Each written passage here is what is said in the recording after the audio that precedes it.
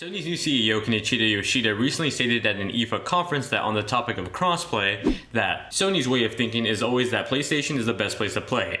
Fortnite, I believe, partnered with PlayStation 4 is the best experience for users, and that's our belief. It's certainly a controversial stance to take in 2018 specifically with gaming, and it's something I've talked about before with crossplay and PlayStation, but I want to dive deeper into this comments and see how it reflects not only on the future and the present, but also in the past with Microsoft and Sony. Crossplay has been a prominent topic in gaming lately, especially since the push from the industry to make it a standard. For the longest time, it was normal to have barricades between consoles. In fact, the current situation was quite literally the opposite back in 2011. Check out these two statements. In 2011, a Microsoft spokesman on the topic of crossplay stated that Xbox Live delivers the best entertainment experience unmatched by anyone else, with 35 million actively engaged members. We have a high level of expectation for our game developers to ensure that live experiences remain top-notch. Because we can't guarantee the level of quality or control the player experience on other consoles or gaming networks, we currently do not open our network to games that allow crossover compatibility. In 2017, PlayStation's global sales and marketing head Jim Ryan stated something very similar. We have a contract with people who go online with us, that we have to look after them and that they're within the PlayStation curated universe.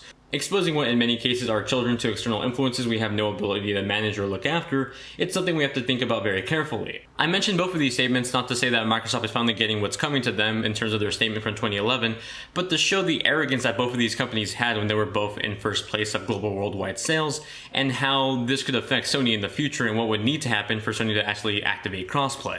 We're seeing a lot of third-party developers becoming frustrated with Sony in regards to crossplay. Bethesda is just one of the few recent companies that have kind of thrown Sony under the bus when talking about crossplay in their online games.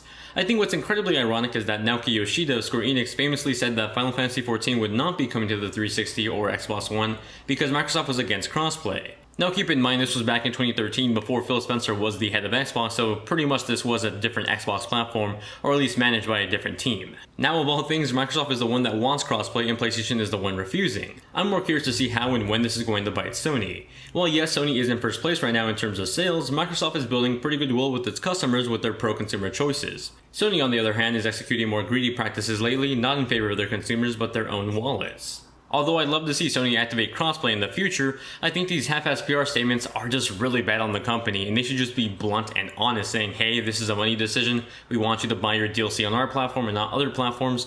Don't make this a half PR statement that just pretty much just goes around the question. Ultimately, I think it's going to take a loss in money for Sony to finally come to terms with crossplay.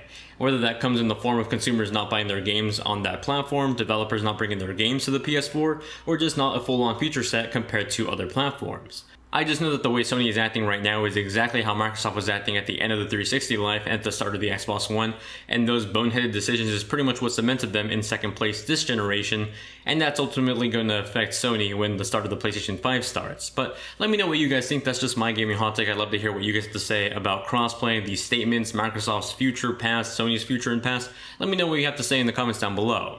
Thank you all very much for watching. Hope you guys have a great day, and I'll see you all in the next one. Bye.